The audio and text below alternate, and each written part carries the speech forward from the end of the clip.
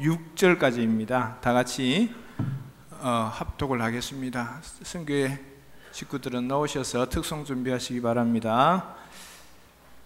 하겠습니다. 여호와는 나의 목자시니 내게 부족함이 없으리로다. 그가 나를 푸른 풀밭에 누이시며 쉴만한 물로 인도하시는도다. 내 영혼을 소생시키시고 자기 이름을 위하여 의의 길로 인도하시는도다. 내가 사망의 음침한 골짜기를 다닐지라도 해를 두려워하지 않는 것은 주께서 나와 함께 하심이라. 주의 지팡이와 막대기가 나를 안위하시나이다. 주께서 내 원수의 목전에서 내게 상을 차려주시고 기름을 내 머리에 부으셨으니 내 잔이 넘치나이다. 내 평생의 선하심과 인자하심이 나를 따르니 내가 여호와의 아멘.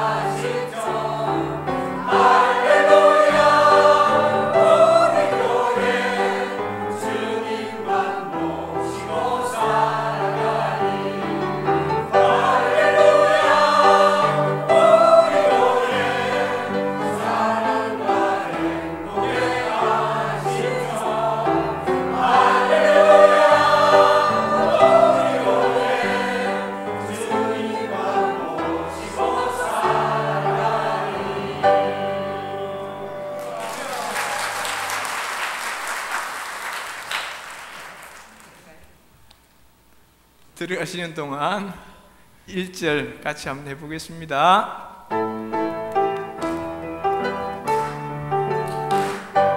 날마다 주님을 의지하는 우리 집 온 가족 복되어라. 다 함께 모여서 찬양하니 하늘의 위로가 넘쳐나네. 할렐루야. 우리 가정 사랑과 행복의 안식처. 할렐루야. 우리 가정 주님만 모시고 살아가리. 아멘. 오늘 설교하실 목사님을 간단히 소개해 드리겠습니다. 김종윤 목사님인데요, 지금 연세대학교 신학과를 졸업하시고 서울신학대학교 신학대학원 석사를 받으시고 미국 하버드 대학교의 신학대학원 석사를 하시고 영국 셰필드 대학교에서 박사를 수여받으시고요, 현재 순복음대학교 대학원대학교 구약학 교수로 계시고 지금 인천 은광 성결교회 담임 목사님으로 이렇게 섬기고 있습니다. 귀한 목사님 오셨습니다. 우리가 큰 은혜 받아야 되겠죠? 목사님 오실 때 큰 박수로 환영하겠습니다. 감사합니다. 자, 기도하고 시작하도록 하겠습니다. 하나님 감사드립니다. 부족한 종이 섰습니다. 하나님 입술을 주관하여 주시고 아버지 귀한 교회 귀한 재단에서 정말 하나님의 말씀을 선포할 수 있도록 축복하여 주시옵소서. 예수님으로 감사하며 기도합나이다. 먼저 이 자리에 서게 하신 하나님께 감사드리고 또 잔을 허락해 주신 우리 정경철 목사님 또 교회 관계자분들께 감사드립니다. 특히 무엇보다도 감사한 게 평신도 교육에 관심이 있다 그러셔갖고 제가 인천에서 목회하고 있는데 오늘 아침에 예배를 인도하고 바로 내려왔습니다. 다른 것보다도 평신도 교육을 하신다니까 바로 내려왔습니다. 여러분이 성경을 통해서 공부하심으로써 또 연구하심으로써 성령께서 말씀하시는 음성을 듣고 삶에 적용시키는 놀라운 기회를 가지시기를 간절히 축원드립니다. 오늘 본문은 여러분이 잘 아는 시편 23편, 아마 신앙이 있는 사람이건 신앙이 없는 사람이건 가장 잘 아는 본문이 바로 이 시편 23편일 것입니다. 이마누엘 칸트라는 철학자가 있습니다. 그 철학자는 말하기를 지금까지 자신이 읽었던 어떤 책보다도 이 시편 23편만큼 나에게 위로를 준 말씀이 없었다라고 얘기를 했습니다. 정말로 영혼과 정신이 메말라가는 이 세계에 시편 23편을 쫙 읽으면은 정말로 푸른 초록의 빛을 우리 영혼에게 던져주는 것 같습니다. 이 시편 23편은 200자도 안 되는 히브리 글자로 200자도 안 되는 그런 시입니다. 그러나 이 짧은 시 속에 놀라운 능력의 말씀이 담겨져 있습니다. 오늘 우리 시편 23편을 읽어가면서 하나님이 우리를 어떻게 인도하시는지, 우리 삶 가운데서 어떻게 역사하고 계시는지를 우리가 살펴보도록 하겠습니다. 첫 번째로 시편 23편은 여호와는 나의 목자시니 내게 부족함이 없으리로다, 이 구절로 시작합니다. 우리가 너무 자연스럽게 들어왔는데 신학이 원어적으로 연구를 하면 이것이 문법적으로 문제가 있어요. 부족함이 없다라고 얘기하는 것은 타동사입니다. 타동사라고 얘기하는 것은 목적어가 있어야 돼요. 나의 목자시니 내가 돈이 부족함이 없다, 너 건강이 부족함이 없다, 이렇게 나와야 되는데 뭐가 부족함이 없는지가 안 나와 있습니다, 성경에. 그래서 이거는 불충적 모든 포괄적인 목적어를 갖고 있습니다. 이 말은 어느 것도 다 대입할 수 있다는 말도 되지만은 아무것도 없어도 만족하다라는 말도 되는 것입니다. 다시 말해 구체적으로 무엇을 얻어서 무엇을 체험을 받아서 내게 부족함이 없다라고 얘기하는 것이 아니라 단 한 가지 이유, 그냥 여호와께서 내 목자가 되니까 그거 하나예요. 내가 여호와 목자 돼갖고 돈을 얼마 받았다, 내 건강을 얼마큼 누렸다, 내 하는 일이 이렇게 축복을 받았다, 이래서 내가 부족함이 없다라고 얘기하는 것이 아니라 그냥 단 한 가지 사실, 여호와께서 내 목자가 되시니까 내게 부족함이 없다 라고 고백하고 있습니다. 이 시편 기자가 고백하는 것은 정말로 지금 아무것도 부족한 게 없어서 고백하는 게 아닙니다. 지금 상황을 보면은 사울 왕이 다윗을 3년이나 죽이려고 쫓아다녀요. 석 달 쫓아다녀도 힘든데 3년을 왕이 죽이려고 쫓아다니고 있을 때, 그 도망 다니고 있을 때 이 시를 적고 있습니다. 이 시는 모든 게 얻어서 부르는 감사의 시가 아니라 없을 때 부르는 신뢰의 시입니다.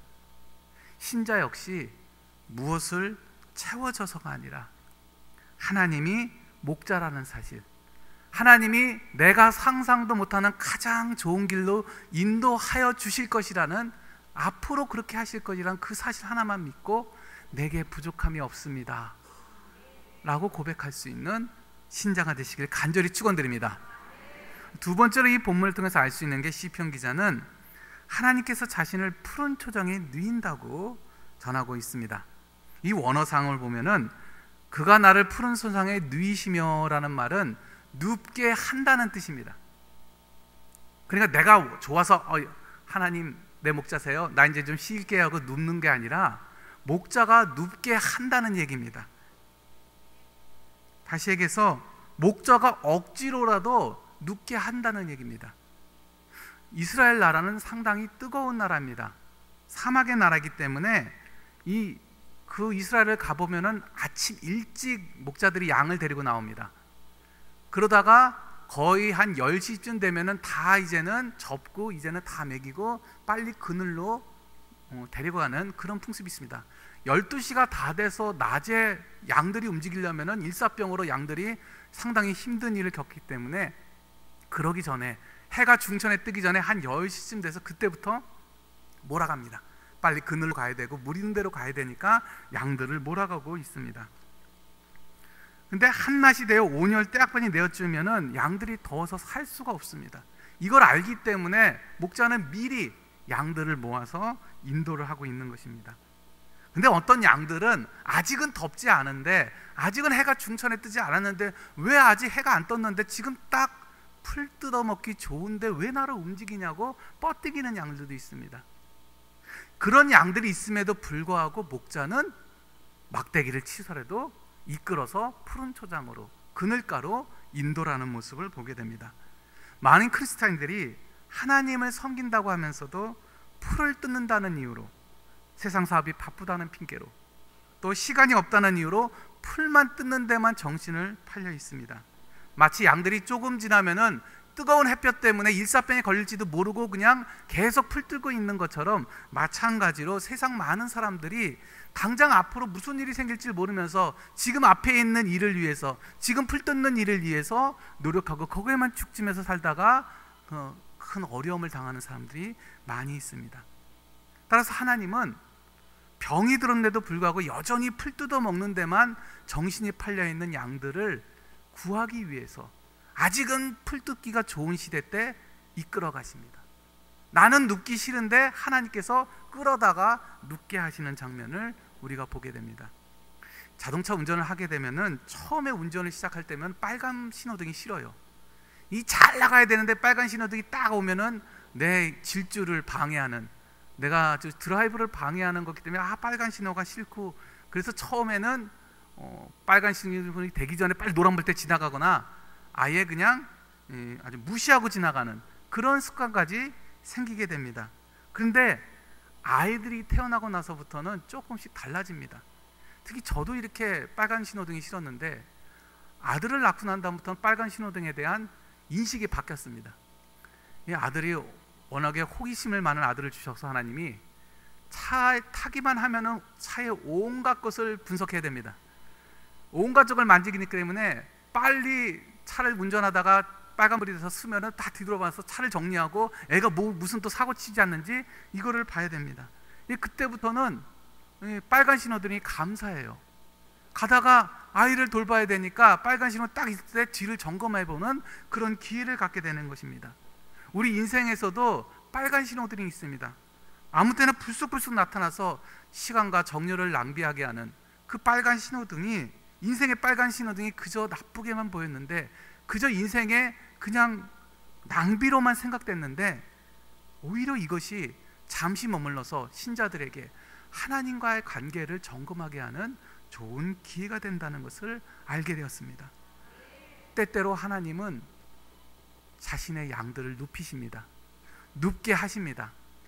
내가 알아서 눕지 않고, 내가 알아서 무릎 꿇지 않고, 내가 알아서 찬송하지 않고, 내가 알아서 하나님 말씀을 읽지 않을 때, 영혼이 병들어가는 것을 모르고 계속 세상 일에만 빠져서 살아갈 때, 하나님께서는 우리를 고통이라는 것을 통해서 우리를 눕게 하십니다. 하나님이 눕히시는 곳은 우리가 볼 때는 거기가 고난의 장소요, 역경의 장소요, 병상의 침실이지만은, 병상 위지만은 하나님이 보시기에는 그곳이 푸른 초장입니다. 거기서 우리의 영혼이 다시 소생될 것입니다. 어려움을 가운데 살고 계시는 분 계십니까?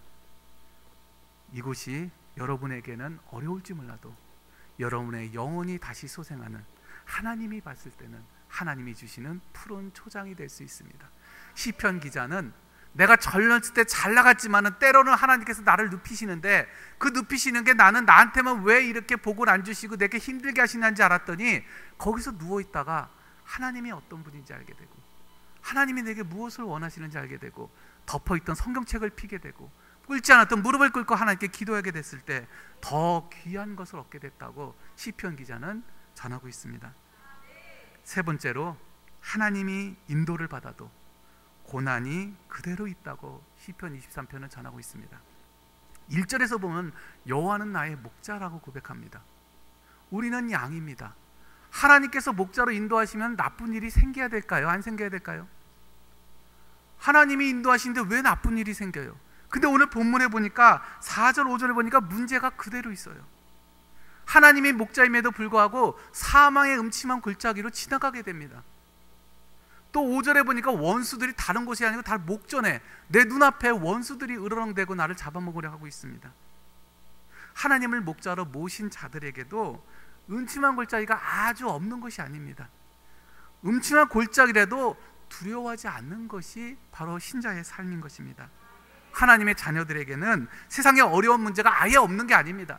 어려운 문제가 있을 수 있습니다. 더 큰 문제가 있을 수도 있습니다. 그렇지만은 하나님이 목자 되시기 때문에 하나님이 어떻게 됐든지 이 길을 나한테 인도하여 주시고 가장 좋은 길로 인도하실 걸 믿기 때문에 어려운 가운데서도 주의 지팡이와 막대기를 생각하면서 하나님을 믿을 수가 있는 것입니다. 걱정하지 않는 것입니다.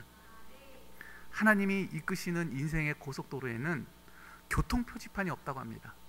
저도 이렇게 부산까지 내려오는데 부산 앞으로 100km, 200km 남았습니다.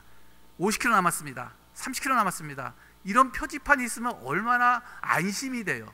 아, 이제 몇 킬로만 더 가면 되는구나. 내가 제대로 가고 있구나. 이렇게 생각하는데 내가 부산 쪽으로 가고 있구나. 이렇게 생각하고 가는데 하나님이 인도하시는 우리 인생의 고속도로에는 이 교통 표지판이 없어요. 네가 앞으로 몇 킬로 남았다. 어디 가면 뭐가 나온다. 이런 말이 없다는 겁니다. 이 교통 표지판이 아예 없는 건 아니래요. 하나 있는데 오로지 한 가지 말만 써 있다 그럽니다. 그 일이 뭐냐면 내가 너와 함께하리라. 네가 어느 곳으로 가든지 앞으로 몇 킬로가 남았든지 상관없이 내가 너와 함께하겠다. 하나님이 목자가 되면서도 불구하고 사망의 음침한 골짜기로 지나갈 수 있습니다. 원수가 여러분 눈앞에 있을 수도 있습니다. 그러나 그 원수 앞에서, 그 사망의 음침한 골짜기 앞에서 하나님께서는 지켜주시고 인도하신다고 약속해주고 계신 것입니다. 예수님도 한 번도 내가 네 고난을 없애주겠다고 얘기하신 적이 없습니다. 오히려 제자들에게 고난을 받으라 그랬습니다. 근데 그 고난을 받으라 하시고는 그 고난 가운데 내가 떠나지 않고 너희와 함께 있고 네가 그 고난을 이길 힘을 주겠다고 약속하셨습니다. 이것이 믿는 자들이 가져야 될 신앙입니다. 더 나아가 5절 말씀을 보니까 자신을 해하려는 원수가 그것도 목전에 있음을 알 수가 있습니다. 그러나 하나님은 그 원수에 대해 어떻게 보복해 주시는지 알려주고 있습니다. 시편 기자는요, 하나님 앞에 가서 이 원수를 어떻게 좀 해주십시오, 제 눈은 보는 앞에서 짓밟아 주십시오, 이렇게 기도하지 않았습니다. 원수 갚는 것은 하나님께 있습니다. 그리스도인들은 세상에서 원수 갚은 것을 공의의 하나님께 맡게 됩니다. 남들이 주는 해를 선으로 바꾸시는 하나님을 믿고 하나님께 기도해야 되는 것입니다. 인간이 보복하게 되면 꼭 티가 나요. 이 가중보복을 합니다. 인간은 오른뺨을 맞으면 왼뺨을 돌려야 되는데 그러지 않고 쫓아가서 오른뺨 왼뺨을 같이 때리려고 하고 있습니다. 인간은 누가 내 이를 부러뜨리면 가서 이만 뿌려야 되는데 이만 뿌려뜨리는 게 아니라 모가지를 돌려놓으라는 게 인간입니다. 그래서 시편 23편 기자는 원수들이 그들이 보는 앞에서 하나님께서 나를 높이셨다라고 얘기합니다. 시편 23편에서 이 시편 기자의 원수들은 그 시편 기자 앞에서 하나님께 두들겨 맞아서 보복을 당한 것이 아니라 하나님 앞에서 하나님이, 그 귀한 하나님이 이 사람을, 시편 기자를 높여주는 거예요. 자기 앞에서 내가 해를 끼친 사람을, 내가 힘들게 한 사람을, 그 사람을 하나님께서 높여주니까 그걸 갖고 보복을 당하고 있습니다. 여러분, 세상에서 여러분께 아픔을 주고 억울하게 인격을 손상시킨 분이 계십니까?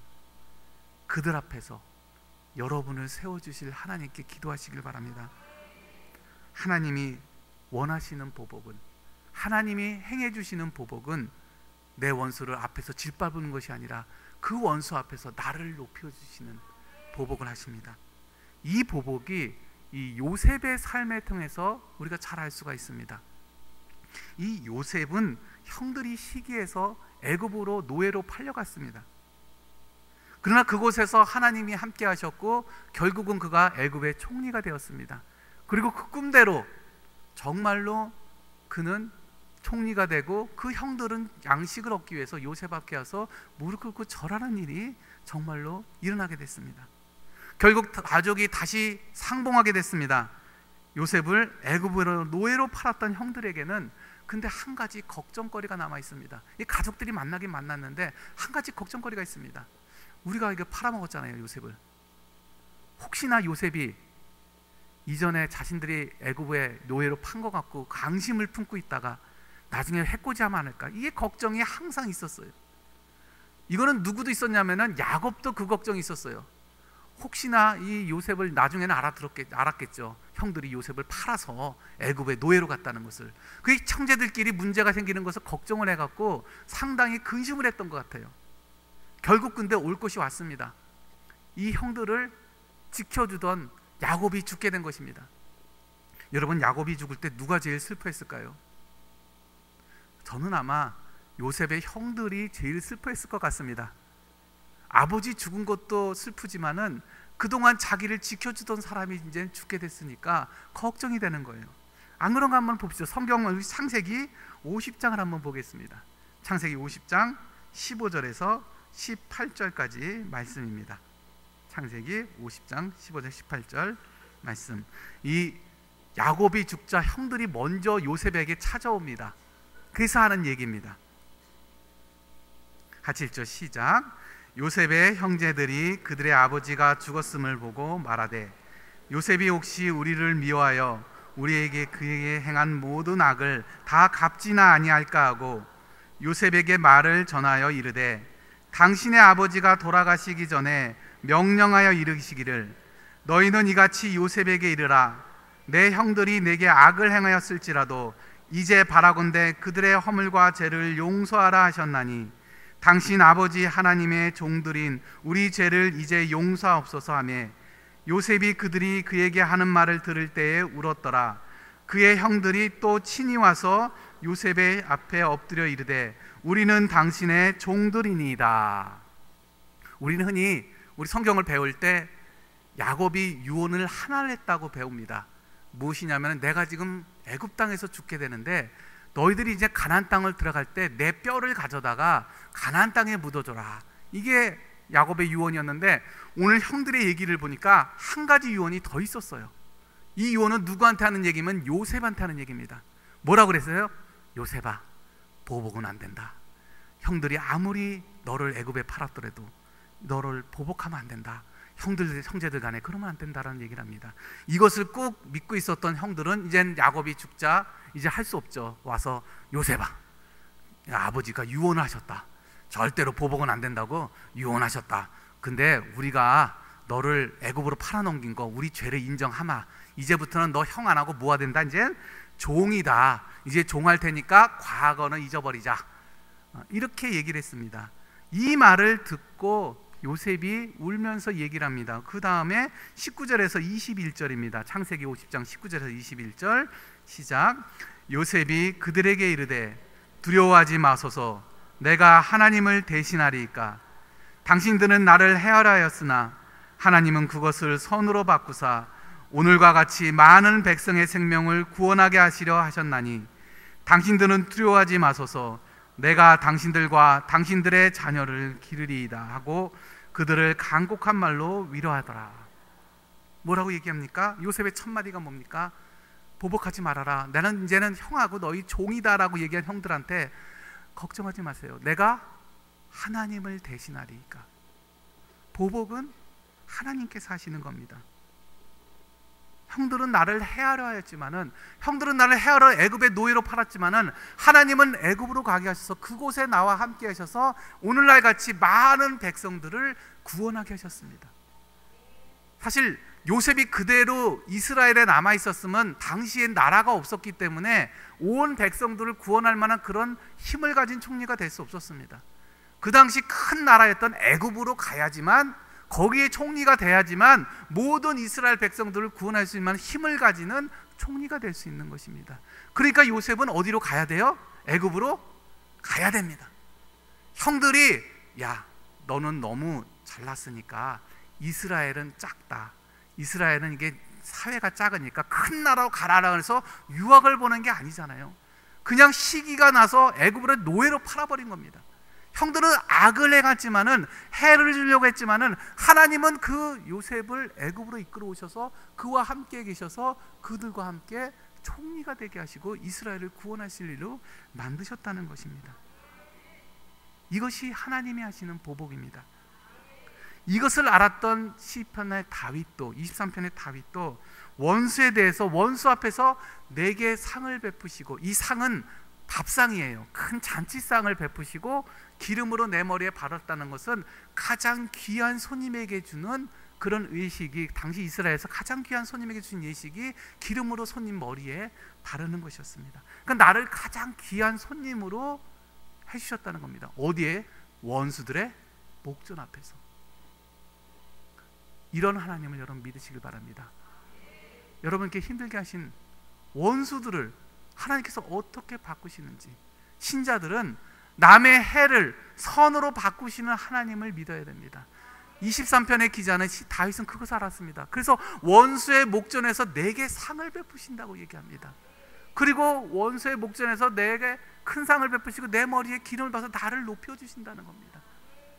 여러분, 여러분의 원수 앞에서, 여러분을 억울하게 한 사람 앞에서 하나님께 기도하시길 바랍니다. 하나님께서 그들 앞에서 여러분을 높여주십니다. 여러분을 가장 귀한 사람으로 높여주십니다. 그래서 하나님께서는 보복하시는 분입니다. 마지막으로 시편 23편이 우리에게 주는 메시지가 있습니다. 고난이 우리가 피해야 되고 이겨내야 될 것뿐만 아니라 고난이 우리에게 유익하다고 전해주고 있습니다. 오늘 1절에서 사랑 읽어보면 1절에서 4절은 우리가 뭘 알고 있어요? 여호와는 나의 목자시니 나는 뭐예요? 여호와는 나의 목자니까 나는 양. 아버지는 목자, 하나님은 목자, 나는 양. 근데 4절에 보니까, 5절에 보니까 뭐라 그래요? 주께서 내게 원수 앞에서 내게 상을 베푸시고 기름으로 내 머리에 발랐다. 이거는 뭐가 됐다는 거예요? 아까도 얘기했죠? 이거는 이스라엘에서 가장 귀한 손님에게 주는 관습이에요. 뭐가 됐어요? 하나님의 가장 귀한 손님이 됐어요. 목자하고 양이었다가 이제는 귀한 손님이 되고 있습니다. 레벨이 올라가고 있어요. 세 번째로 6절, 여기서 끝나질 않습니다. 6절에 보니까 내가 여호와의 전에 영원히 거하리로다. 누가 여호와의 집에 영원히 거할 수 있습니까? 가족이 여호와의 전에 영원히 거할 수 있습니다. 시편 23편 본문은 고난이 하나님의 자녀들에게도 있을 수 있다고 얘기할 뿐만 아니라 그 고난이 하나님의 자녀들에게 유익하다는 역사를 우리에게 전해주고 있습니다. 1절에서 4절까지는 목사와 양이었지만은 사망의 음침한 골짜기를 통과하니까 그것이 뭐가 돼요? 하나님은 손님 주인이 되고 나는 하나님의 귀한 손님이 되고 있습니다. 그리고 원수가 내 목전에 있었던 걸, 그것을 하나님께 보복을 맡기고 넘어가니까, 원수 앞에서 넘어가니까 이제는 손님이 아니라 평생 하나님과 같이 사는 가족이 되고 있습니다. 이렇게 변화가, 어떻게 이런 변화가 이룰 수 있습니까? 어떻게 목자 양이 된 사람이 귀한 손님이 됐다가 완전히 가족으로 하나님과 같이 사는 가족이 될 수가 있습니까? 역설적으로 들릴지 모르지만은 고난 때문에 그렇습니다. 고난을 통해 하나님과 우리 사이가 가까워집니다. 하나님은 어려움을 통해서 이루고자 하는 뜻이 있습니다. 여러분, 고난이 어떻습니까? 좋으세요? 싫으세요? 이렇게까지 설교했는데 고난이 좋으세요? 싫으세요? 은혜가 많으신 거예요. 저는 싫어요. 고난 받는 거 싫어요. 그렇죠, 맞죠? 누가 욥과 같은 2배의 축복을 줄 테니까 욥과 같은 고난을 받으실 분 있으세요? 자녀가 2명 있는데 2명 데려가시고 4명 줄 것이다. 아이 감사합니다, 4명 주세요 하실 분? 없죠. 고난은 싫어요. 고난을 받아서 기쁜 게 아닙니다.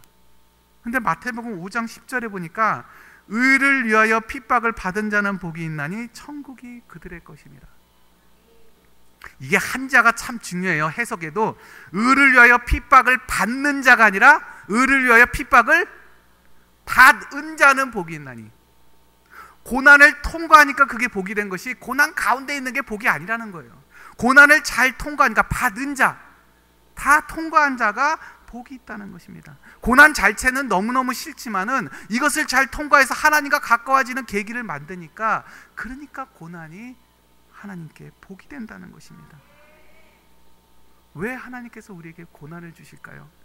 왜 하나님 우리 앞에서 문제를 그냥 놓고 있을까요? 그것을 통해 하나님과 더 가까워질 수 있습니다. 그것을 통해 하나님께 기도하지 않았던 무릎이 꿇게 되고, 읽지 않았던 성경책을 피게 되고, 시편 기자는 그 고난 가운데서 하나님께 고난을 감사할 수 있는 역사를 얘기하고 있습니다.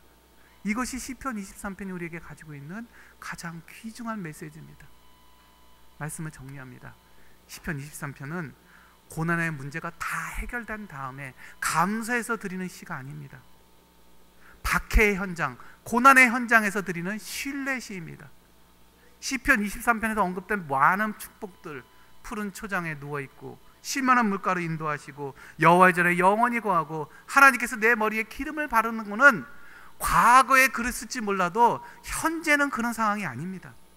지금 현재는 그는 사망의 읍지만 골짜기 앞에서 불안에 떨고 있습니다. 고난을 당하고 있고 하나님의 위로가 정말로 필요할 때입니다. 그는 마치 사망의 음침한 골짜기를 혼자 걷고 있는 양처럼 매우 위태로운, 외롭고 어려운 그런 상황에 놓여져 있습니다. 그러나 시인은 이러한 현재의 고난에 무릎 꿇지 않았습니다. 그는 현재의 고난 속에서 미래의 하나님의 인도하심과 영광을 볼 수가 있었습니다. 그래서 첫 번째 말로 선포합니다. 여호와는 나의 목자시니 내게 부족함이 없으리로다. 그렇습니다. 이것이 참 신앙인의 모습입니다. 참 신앙인은 현재의 고난이 미래에 나타날 영광과 장차 결코 비교할 수 없음을 믿고 사는 자들입니다. 그래서 현재 고난 속에서 미래의 영광을 앞당겨 볼 수 있어야 됩니다. 믿음이 이것을 가능하게 합니다. 믿음은 바라는 것들의 실상이요 보이지 않는 것들의 증거이기 때문입니다. 믿음이 있는 사람은 문제가 부딪혔을 때 문제만 보지 않고 문제를 이기고 서 계신 하나님을 보고 있습니다. 그러나 믿음이 없는 사람은 문제 안에서 문제만 보고 있습니다. 즉 문제가 문제가 아니라 문제 속에서 문제만 보는 것이 진짜 문제입니다. 잘 들어야 됩니다. 절망이 아니라 절망 속에서 절망만 보고 있는 것이 정말입니다. 실패가 아니라 실패 가운데서 실패만 보는 것이 정말 실패입니다. 여러분, 삶의 갖가지 복잡하고 자질구레한 문제를 이제 주님 안에 좀 맡기시길 바랍니다. 아버지 하나님, 이제 저로서는요 이 모든 삶의 문제를 다룰 수가 없습니다. 감당할 수가 없습니다. 저로서는 대항할 수가 없습니다. 괴롭습니다. 쉴 수가 없습니다. 주님, 이 모든 건 다 주님께 맡겨버립니다. 이제 제 인생의 짐을 맡아주시고 저는 좀 누워서 쉬어야겠습니다. 이제 여러분을 계속해서 괴롭히고 짜증나게 했던 문제에서 여러분을 해방시키시길 바랍니다. 그것이 자식이든 돈이든 명예든 이제 하나님 앞에 내어놓고 엎드려서 눕는 여러분 되시기를 간절히 축원드립니다. 푸른 초장에 눕는 것이 어떤 느낌인지 느끼며 사시는 여러분 되시기 바랍니다. 문제가 다 해결돼서 이런 걸 느끼는 것이 아닙니다. 문제 가운데 있지만은 이 문제 가운데 하나님이 인도하실 걸 믿기 때문에 나는 푸른 초장에 있습니다라고 고백할 수 있고, 원수가 없어진 게 아니라 원수가 바로 눈앞에 있지만은 그 원수 앞에서 하나님께서 나를 높여주실 걸 믿기 때문에 원수 앞에서도 하나님이 나를 인도하실 걸 믿고 내게 부족함이 없습니다라고 고백할 수 있는 것입니다. 어떤 목사님이 이웃교회 심무하는 후배 전도사한테 저녁 예배 설교를 부탁받았습니다. 그러기로 약속하고 날짜가 거의 다 돼서 이제 전도사가 전화가 왔습니다. 주보를 만들어야 되는데 본문과 제목을 주십시오. 그래서 목사님은 오늘 같이 똑같아요. 시편 23편을 내가 설교를 해야겠다라고 생각하고 본문은 시편 23편 1절에서 6절까지. 그러자 전도사님은 제목은요? 라고 물어봤습니다. 그래서 제목은 오늘 본문과 똑같아요. 여호와는 나의 목자시니. 이렇게 대답을 해줬는데 이 전도사님이 그걸 듣고 나서 그 다음은요? 라고 물어봅니다. 나에게 부족함이 없으려다. 이것까지 나올 줄 알고 그 다음에요? 라고 물어봤더니 목사님이 그거면 됐지 뭐가 더 필요해. 이렇게 하고 그냥 핀잔 주고 끊었습니다. 이제 시간이 돼서 그 교회 막상 가서 단회에 올라갔는데 주보를 보고 깜짝 놀랐습니다. 그 주보에는 설교 제목에 여호와는 나의 목자시니 그러면 됐지 뭐가 더 필요해. 이렇게 써 있던 것입니다. 여호와는 나의 목자시니란 제목을 가지고 그 다음에는 뭐가 필요하냐라고 핀잔으로 준 거를 그대로 설교 제목인 줄 알고 그거면 됐지 뭐가 더 필요해 라고 써놓은 것입니다. 목사님이 앞에서 찬송을 하는데 고민 중입니다. 이걸 어떻게 해야 될까. 그러다가 기도 중에 그냥 설교하기로 했습니다. 준비했던 설교를 덮어놓고 얘기하기로 했습니다. 여러분 푸른 초장에 눕고 싶으십니까? 쉴만한 물가로 물을 마시고 싶습니까? 그러나 여러분 시편 23편에 나오는 양은 아직 풍성한 풀밭에 눕고 있는 것이 아닙니다. 배가 부른 것도 아니고 물을 마신 것도 아닙니다. 그냥 여호와는 나의 목자시니 앞으로 그렇게 될 것이다. 내가 푸른 초장에 누울 것이고 쉴만한 물가로 인도하실 것을 알기 때문에 내게 부족함이 없다 라고 고백하고 있는 것입니다. 여러분 여호와께서 나의 목자시니 내게 부족함이 없으로다. 그렇습니다. 여호와 하나님이 나의 목자가 되시고 내가 그분의 양이 되는데 참으로 만족할 수밖에 없습니다. 여호와는 나의 목자시니 그거면 됐지 뭐가 더 필요합니까? 여러분 부활하신 주님께서 내 지팡이와 막대기가 되신다고 하십니다. 여러분 인생의 지팡이와 막대기가 되신다고 하십니다. 더 이상 무엇이 더 필요하겠습니까? 사망까지 이기신 예수님께서 이제 너희가 나보다 더 큰 일도 하겠다라고 얘기하시고 그 일이 끝날까지 내가 너를 정령 떠나지 않으리라 세상 끝까지 함께 하겠다라고 약속하시는데 그거만 됐지 뭐가 더 필요하십니까? 거룩한 여기신 성령께서 지금 이 자리에 함께 계시고 우리에게 힘주시고 역사하고 계시는데 그것만 됐지 뭐가 더 필요하겠습니까? 이 세상을 사시면서 하나님을 목자로 모시고 예수님을 여러분 마음에 모시고 성령을 여러분 마음 가운데 여러분 삶을 주관하는 영으로 모셔서 궁극적으로 나는 부족함이 없습니다 고백하는 여러분 되시 바랍니다. 여호와는 나의 목자시니 그거면 됐지 뭐가 더 필요하겠습니까? 여러분 계속 공부해 나갈 것입니다. 우리 평신도 우리 성경 공부에서 성경 공부에서 저런 구약을 통해서 이런 많은 일들을 공부해 나갈 것입니다. 여러분 성경 속에서 이런 진리를 하나하나 찾아가시는 여러분 되시 바랍니다. 여러분의 삶에 여호와께서 목자가 되십니다. 지금은 아닌 것 같지만은 지금 문제 앞에서 신음하고 있지만은 지금은 원수가 내 앞에 있는 것 같지만은 시편 기자 역시 똑같은 상황이었습니다. 그것이 다 해결돼서 하나님께 감사해서 부른 찬양이 아니라 하나님이 목자 되시기 때문에 앞으로 문제가 해결될 것이고 원수 앞에서 나를 높여주시고 믿기 때문에 이 고백을 하고 있습니다. 이 고백이 여러분의 고백이 되시기를 간절히 축원드립니다. 기도하겠습니다. 하나님 여호와는 나의 목자시니 내게 부족함이 없습니다. 지금 문제 가운데 있지만은 사망의 음침한 골짜기를 걷고 있지만은 원수가 내 눈앞에 있지만은 하나님이 내 목자 되심을 믿기 때문에 내게 부족함이 없다고 고백합니다.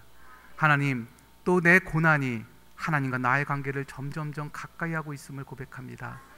양이었던 내가 사망의 음침한 골짜기를 지나니까 하나님이 귀한 손님이 됐고 원수의 목전에서 하나님께 모든 보복을 맡기니까 하나님과 함께 영원히 같이 사는 가족이 됨을 배웁니다. 우리 모두 하나님의 가족으로 살기 원합니다. 하나님을 신뢰하면서 가족으로 살기 원합니다. 시편 23편이 전하는 우리 인생의 비결을 우리가 깨닫고 여호와는 나의 목자시니 내게 부족함이 없다고 고백하며 사는 자들 될 수 있도록 주님 축복하여 주시옵소서. 예수님으로 감사하며 기도합나이다.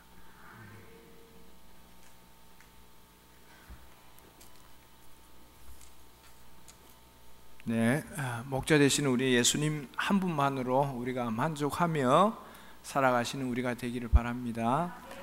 찬송가 569장 하시겠습니다.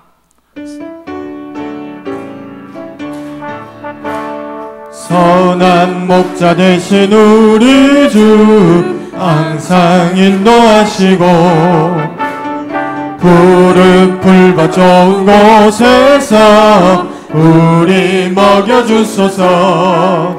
선한 목자 구세주여 항상 인도하소서. 선한 목자 구세주여 항상 인도하소서.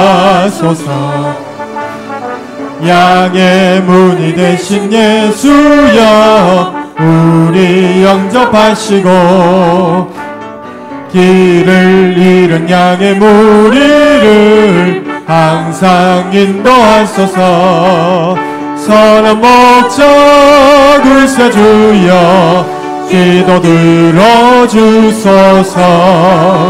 선한 목자 구세주여 기도 들어주소서.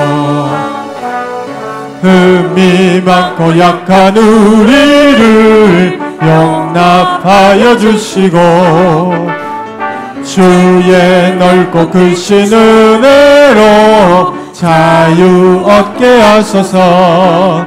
선한 목자 구세주여 지금 나아갑니다.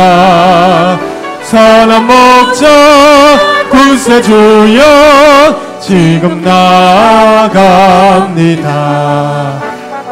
일찍 주의 뜻을 따라서 살아가게 하시고 주의 크신 사랑 베푸사 따라가게 하소서.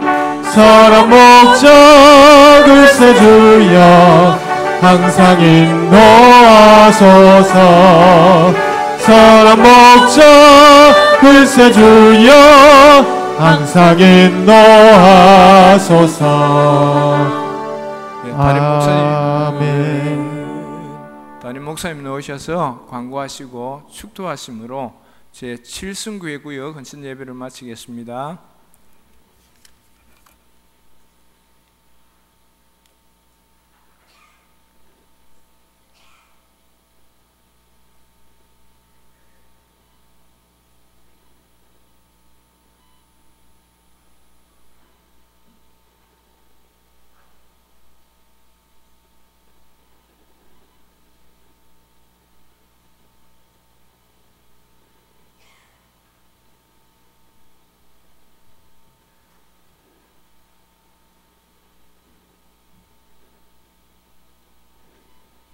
할렐루야. 은혜스러운 말씀 증거해 주신 우리 목사님께 감사합니다. 하나님께 영광 돌립니다. 우리 박수 한번 하십시다.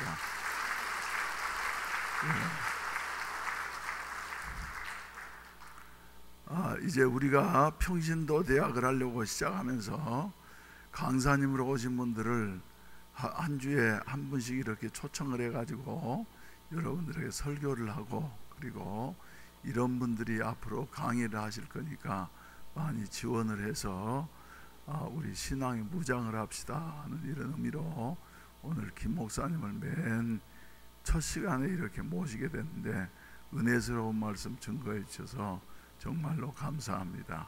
기도드리겠습니다. 자비하신 아버지 하나님, 하나님께서 우리에게 명령하신 여러 가지 일들이 많음에도 불구하고 우리 하나님께서 주여 도우시고 인도하시려고 저희들 이끌어 주시니 감사합니다. 힘든 사망의 음침한 골짜기와 같은 과정을 통과한다 할지라도 주님이 우리와 함께 하시면은 그 다음에 원수의 목전에서 상이 차려져 있는 것을 저희들이 믿게 하여 주시옵소서. 오늘 또 귀한 말씀을 대언해 주신 우리 목사님에게 하나님의 크신 은총을 입혀 주시옵시고, 앞으로 시작하려고 하는 평신도 대학에 주의 성령께서 역사하시어서 우리 모든 성도들에게 유익되는 이와 같은 아름다운 시간이 되게 하시옵소서. 정성스러운 헌금들을 드렸사오니 주님이 연락하시고 축복해 주시고 사용되는 곳에 오병이어의 기적의 역사가 나타나게 하시옵소서.